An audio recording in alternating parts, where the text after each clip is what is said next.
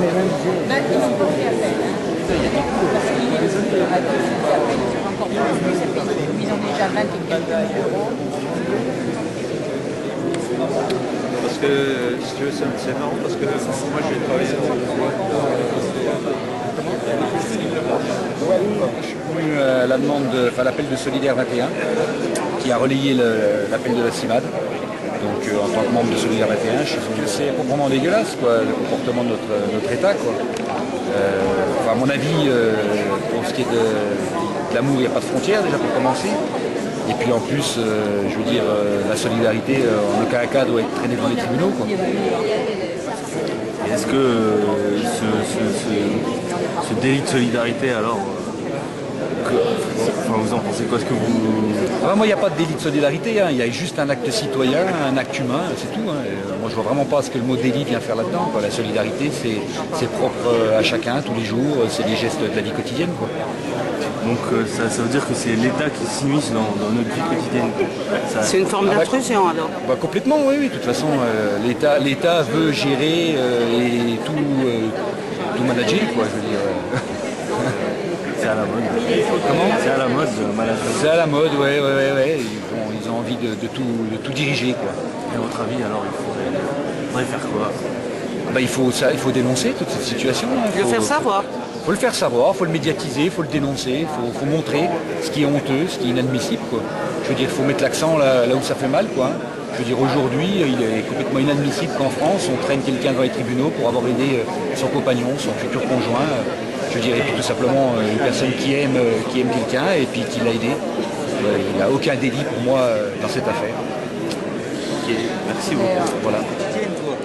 Je veux dire, vous voyez quelqu'un qui a faim, vous lui donnez à manger. Je veux dire, vous avez quelqu'un qui a froid, qui a besoin de s'abriter, vous l'abritez. Oui. Ça y est, vous êtes. Il y a eu un sitting il n'y a pas longtemps par rapport à ça. Ouais, exactement. C'est navrant, quoi. Je veux dire, des gestes de la vie quotidienne qu'on apprend aux gamins. On dit tiens, tends la main aux autres. D'un côté, on le revendique, on l'inculque aux enfants. On l'inculque aux enfants et après, d'un autre côté, on se retrouve en délit. C'est effarant, quoi. Est-ce que par exemple dénoncer ça suffit maintenant? Est-ce que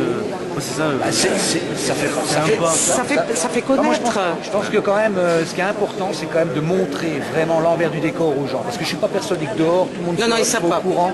Ils ferment les yeux, ils ignorent. Voilà. Je ne suis pas persuadé que tout le monde soit au courant réellement et sincèrement de ce qui se passe ici aujourd'hui.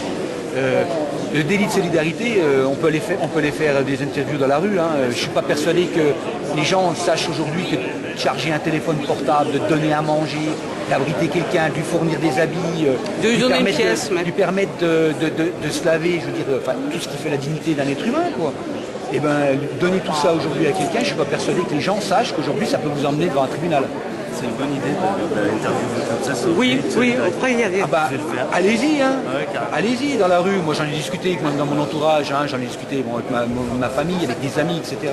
Tu sais aujourd'hui qu'en France, tu donnerais une bassine d'eau à quelqu'un pour qu'il se lave, tu lui ferais un petit déjeuner, etc. pour qu'il entame une bonne journée. Si cette personne-là est sans papier aujourd'hui, c'est un délit de solidarité. Tu peux être au tribunal correctionnel. Je veux dire, des gestes simples. Oui, bien sûr. À mon avis, non, ils ne savent pas il faut qu'on relaie cette information-là et qu'on montre le côté honteux, quoi. Je veux dire, on va traîner, ça va être pathétique, quoi. Il va y avoir des audiences qui vont être complètement... on va traîner des gens devant une barre pour dire, voilà, vous avez donné un sandwich à cette personne-là, mais vous ne saviez pas qu'elle n'avait pas de papier. Je veux dire, attendez, vous l'aidez à résider sur un territoire alors qu'elle n'a pas de papier, vous auriez dû la dénoncer. C'est ça, citoyen? Non, il pousse à la délation. C'est quelqu'un qui dénonce aujourd'hui un citoyen. Je veux dire, puis citoyen après, je veux dire d'un pays, je veux dire des citoyens du monde, quoi, je veux dire, des frontières. Je vous disais, pour moi l'amour n'a pas de frontières, et puis aujourd'hui, on a quand même affaire aujourd'hui à une dame avec un enfant, et puis on dit à ce gosse, tiens ton papa, lui, toi t'es né ici, t'as le droit de rester, ton papa il faut qu'il s'en aille. Et c'est pas propre, quoi. Enfin, je veux dire, c'est même franchement dégueulasse.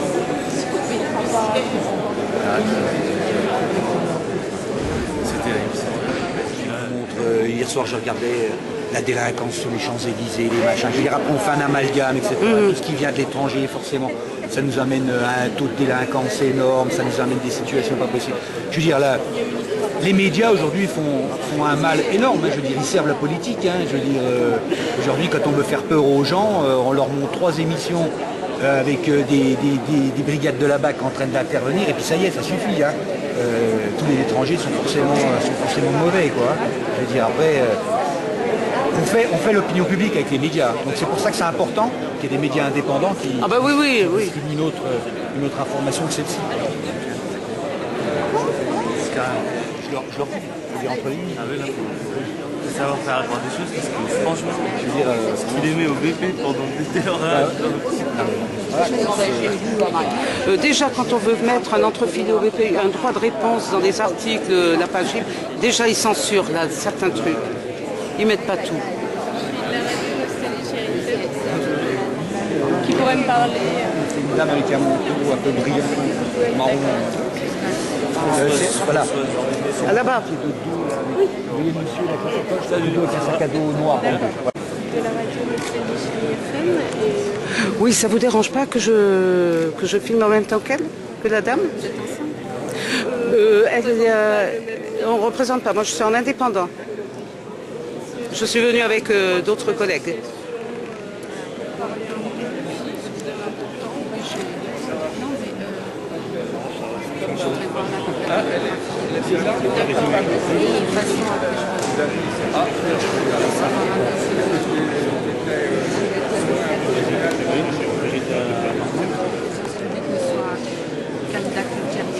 Oui, d'accord. Et là, c'est juste un entretien qu'ils ont alors. Ah non, on va aller recevoir. Ah d'accord. Le fait qu'elle ait hébergé un étranger, elle l'a reconnu. C'est-à-dire c'est son compagnon. C'est son compagnon, c'est ça. Alors il y a quelque chose qui est particulier parce que d'un côté c'est son compagnon, d'un autre côté. On lui demande de prouver que c'était pas un mariage blanc et après on la croit pas et après on l'attaque parce qu'elle Et est parce qu'elle héberge. Mais si on ne peut pas prolonger, on ne peut pas poursuivre. Il n'y a pas.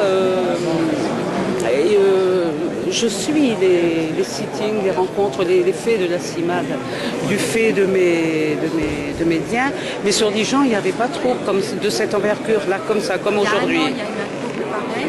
Oui. Oui. Mais l'étranger a pu gagner au tribunal administratif et être sorti du centre de rétention.